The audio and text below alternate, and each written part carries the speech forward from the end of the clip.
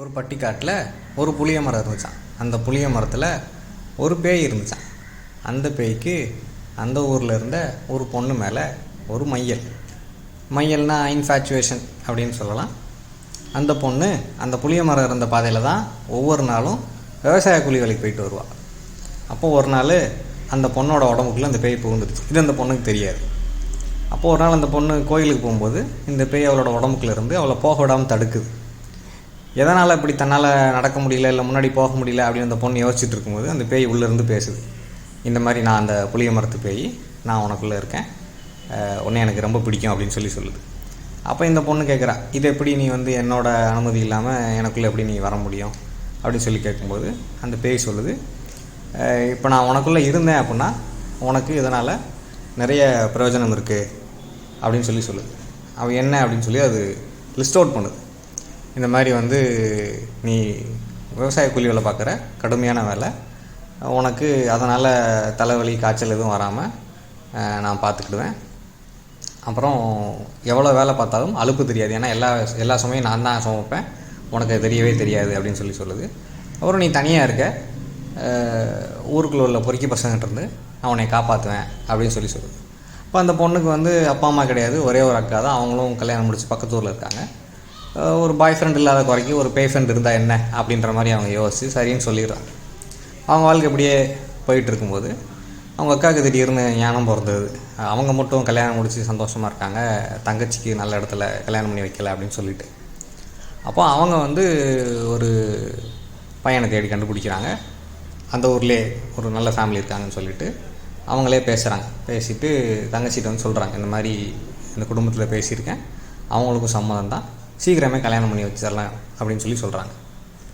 அவங்க அக்கா பேசிட்டு போன பிறகு அந்த பொண்ணு பேய்கிட்ட பேசுகிறா, இந்த மாதிரி எங்கள் அக்கா சொன்னதெல்லாம் கேட்டல, இனிமேல் உனக்கு இங்கே இடம் இல்லை, நீ கிளம்பு. அப்போ அந்த பேய் கேட்குது, நீ இருனா இருக்கிறதுக்கும் போனா போகிறதுக்கும் நீ வச்ச ஆளா, அதெல்லாம் முடியாது, எனக்கு உயிர் பலி கொடுத்தா தான் போவேன் அப்படின்னு அந்த பேய் சொல்லுது. உயிர் பலிக்கு நான் எங்கே போவேன், இருக்கிறதே நானும் எங்கள் அக்காவும் தான், இப்போ உனக்கு யாரை பலி கொடுக்க முடியும் அப்படின்னு அந்த பொண்ணு கேட்குறா. இல்லை கொடுத்தா தான் நான் போவேன் அப்படின்னு அந்த பேய் இடம் முடிக்குது. அந்த பலகட்ட பேச்சுவார்த்தைகள் நடக்குது. இந்த கட்சிக்காரங்களாம் எலெக்ஷனுக்கு முன்னாடி சீட் ஷேரிங் பண்ணுற மாதிரி, இல்லை எலெக்ஷனில் ஜெயிச்சதுக்கப்புறம் யாருக்கு எந்த பதவின்னு சொல்லி பேசிக்கிற மாதிரி இப்போ பலகட்ட பேச்சுவார்த்தை நடந்து என்ன ஒப்பந்தத்துக்கு வர்றாங்க அப்படின்னா இந்த பொண்ணு அந்த பேய் இருக்கிற புளிய மரத்துக்கு கீழே 12 அமாவாசைக்கு பணியாரம் செஞ்சு வைக்கணும். அப்படி வச்சுட்டா அந்த பேய் அவளை விட்டுறேன் அப்படின்னு சொல்லுது. உயிரை கொடுக்கறதுக்கு 12 மாதம் பணியாரம் செஞ்சு வைக்கலாமே, அது அவ்வளோ கஷ்டம் இல்லைன்னு சொல்லி அந்த பொண்ணு சரின்னு சொல்லிடுறாங்க. கல்யாணம் நல்லபடியாக நடக்குது, மாமியார் தொந்தரவு இல்லை, ஹஸ்பண்ட் நல்ல மனுஷன், ஒரு பிரச்சனையில் அவங்க வாழ்க்கை ஸ்மூத்தாக போயிட்டுருக்கு. கிட்டத்தட்ட 8 மாதம் அவங்க அந்த ஒவ்வொரு அமாவாசைக்கும் அந்த புளிய மரத்துக்கு கீழே பணியாரத்தை செஞ்சு வச்சுட்டாங்க. இப்போ அவங்க 7 மாதம் கர்ப்பமாக இருக்காங்க. அவங்க அக்கா வீட்டுக்காக பிரசவத்துக்காக போகிறாங்க.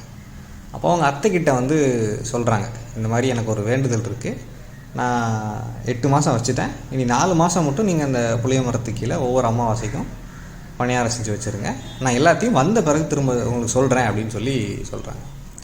மாமியாரும் மருமகளுக்காக நான் இதை கூட பண்ண மாட்டேனா அப்படின்னு சரின்னு சொல்லிடுறாங்க. 9வது மாதம் மாமியார் கொண்டு போய் அந்த புளிய மரத்துக்கு கீழே பணியாரம் வைக்கிறாங்க. நமக்கு நம்ம ஊரில் என்ன வழக்கமாக நம்ம என்ன பண்ணுவோம், நம்ம படைச்சதை நம்மளே தான் எடுத்து சாப்பிட போகிறோம். ஸோ மறுநாள் காலையில் மாமியார் அங்கே போய் பார்க்கும்போது அந்த பணியாரம் இல்லை. அப்போது அவங்க அந்த பொண்ணோட ஹஸ்பண்ட் கிட்ட, அவங்க பையன்கிட்ட என்ன சொல்கிறாங்க அப்படின்னா, பொண்டாட்டிக்கும் யாருக்கோ தொடர்பு இருக்குது, இவன் செஞ்சு வைக்கிறத அவன் சாப்பிட்டு போயிட்டுருக்கான், இது ஒவ்வொரு அமாவாசைக்கும் நடந்துகிட்ருக்கு, இது என்னென்னு கேட்டாகணும்னு சொல்லிட்டு அவங்க பஞ்சாயத்தை கூட்டுறாங்க. அப்போ அந்த பொண்ணு அக்கா வீட்டிலேருந்து அழுதுகிட்டே பஞ்சாயத்துக்கு வர்றாங்க. ஹஸ்பண்ட்கிட்ட கெஞ்சுறாங்க. அவன் அம்மா புள்ள அவன் ஒன்றும் இறங்கி வரல. மாமியார்கிட்ட சொல்கிறாங்க, எதாக இருந்தாலும் நான் இந்த 12 மாதம் முடிஞ்ச உடனே எல்லா விவரத்தையும் நான் அவங்ககிட்ட சொல்கிறேன், இப்போ நம்ம இங்கே வச்சு பேச வேண்டாம், வீட்டுக்கு போகலான்னு சொல்கிறாங்க. அவங்க மாமியார் பிடிச்சபடியா, இல்லை நீ இங்கே எல்லாத்தையும் சொல்லு அப்போ தான் அப்படின்ற மாதிரி அவங்க அடம் பிடிக்கிறாங்க. ஊரில் உள்ளவங்க சொல்கிறாங்க, என்னம்மா ஒரு கர்ப்பிணி பெண்ணை இப்படியெல்லாம் நீ அழ வைக்கிறியே, இது நியாயமாலாம் கேட்குறாங்க, பெண்ணுன்னா பேயும் இறங்குன்னு சொல்லுவாங்க, நீ நம்ம இப்படி இருக்கேன்னு சொல்லி அவங்கள சத்தம் போடுறாங்க. ஆனால் அவங்க இறங்கி வர்ற மாதிரி இல்லை எனக்கு உண்மை தெரிஞ்சு ஆகுன்னு சொல்லி அவங்க பேசிகிட்டே இருக்காங்க. இப்போ இந்த பொண்ணு எவ்வளோ கெஞ்சி பார்த்து கடைசியில் வெறுத்து போய் அவங்க மாமியார்கிட்ட போய் சொல்கிறாங்க, அத்தை நான் சொல்கிறது பொய்னா நாளை காலையில் என் உயிர் போயிடும்.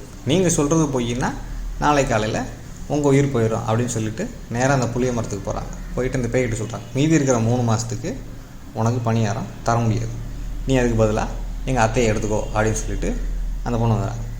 இப்போ இந்த கதை வந்து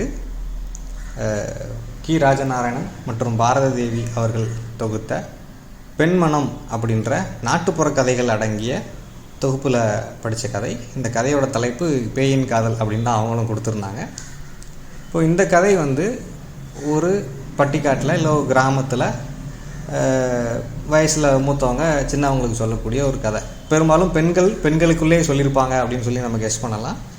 ஏன் அப்படின்னா குடும்பத்துக்குள்ளே உறவு சிக்கல்கள் இருந்துகிட்டே தான் இருக்கும். பர்டிகுலர்லி மாமியார் அண்ட் மருமகள் அப்படின்னு வரும்போது அந்த பவர் டைனாமிக்ஸில் எப்பயுமே ப்ராப்ளம்ஸ் இருக்கத்தான் செய்யும். அப்போ நீங்கள் எல்லா சுச்சுவேஷன்லேயும் ஒரு மருமகள் வந்து மாமியாரை கொண்டுற முடியாது, இல்லை மாமியார் வந்து மருமகளை கொண்டுற முடியாது. இப்போ இந்த மாதிரி கதைகள் சொல்லி தான் வந்து அவங்கள சாட்டிஸ்ஃபை பண்ணியிருக்காங்க. இது ஒரு மாதிரியான second hand pleasure, vicarious pleasure அப்படின்னு சொல்லுவாங்க. கதைகளே அதானே, நம்ம வாழ முடியாத ஒரு வாழ்க்கையை அது நமக்கு காட்டுது. அது ஒரு சாட்டிஸ்ஃபேக்ஷன், ஒரு மாதிரியான பழிவாங்கும் கதை தான். அப்போது இந்த மாதிரி கதைகள் சொல்லி தான் வந்து அன்றைக்கி இருந்த அந்த டென்ஷன்ஸை வந்து அந்த சங்கடங்களை வந்து கடந்து போயிருப்பாங்களா இருக்கும். இப்போது இது போல் வந்து கி. ராஜநாராயணன் நிறைய நாட்டுப்புற கதைகளை அவர் தொகுத்திருக்காரு. கிட்டத்தட்ட 100 வருடம் வாழ்ந்த பிறகு கடந்த 2021 தான் அவர் இறந்துட்டார். அவர் பிறந்த ஊர் வந்து கோயில்பட்டி பக்கத்தில் இடைச்செவல் அப்படின்ற ஒரு கிராமம். கோயில்பட்டியில் அவருக்கு இப்போ வந்து ஒரு நினைவு மண்டபம் கட்டியிருக்காங்க. இப்போ இன்றைக்கி சினிமாக்களில் வந்து மார்வல் சினிமாட்டிக் யூனிவர்ஸ் அப்படின்னு சொல்லி ஒரு ஹாலிவுட்டில் இது இருக்குது. அதே போல் தமிழ்நாட்டிலையும் காப்பி அடிக்கிறாங்க. இப்போ இந்த மாதிரி இதெல்லாம் உருவாகிறதுக்கு முன்னாடியே, கிட்டத்தட்ட 50 வருஷத்துக்கு முன்னாடியே அவர் வந்து ஒரு கதை உலகத்தை உருவாக்குனவர். அவர் கோபல்ல கிராமம் அப்படின்ற அவரோட முதல் நாவலின் வழியாக ஒரு கதை உலகத்தையும் கதை மாந்தர்களையும் உருவாக்குனவர். கரிசல் இலக்கியம் அப்படின்னு சொல்லக்கூடிய ஒரு தனி வகைமையவே அவர் தான் ஃபவுண்டைன் ஹெட் அப்படின்னு சொல்லலாம். அவர் தான் அதோட ஊற்றுக்கண். அவர் தான் அதை ஆரம்பிச்சிருக்காரு. அவரை ஃபாலோ பண்ணி எழுத வந்தவங்க தான் கு. அழகிரிசாமி போன்ற எழுத்தாளர்கள், தமிழ்ச்செல்வன் போன்ற எழுத்தாளர்கள், பூமணி, தர்மன் எல்லாருமே இந்த வட்டாரத்தை சேர்ந்தவங்க தான். அவங்க ஒவ்வொருத்தருக்கும் ஒவ்வொரு ஸ்டைல் இருந்தாலும் இதோட ஆரம்பம் கி. ராஜநாராயணன் அவர்கிட்ட இருந்தால் தொடங்குதுன்னு சொல்லலாம். அவரோட மொத்த கதைகளும் மொத்த புத்தகங்களும் அன்னம் பதிப்பகம் அவங்க வெளியிட்டிருக்காங்க. அதை நீங்கள் இணையம் வழியாகவோ இல்லை புத்தக கண்காட்சிகள்லையோ வாங்கி படிக்கலாம்.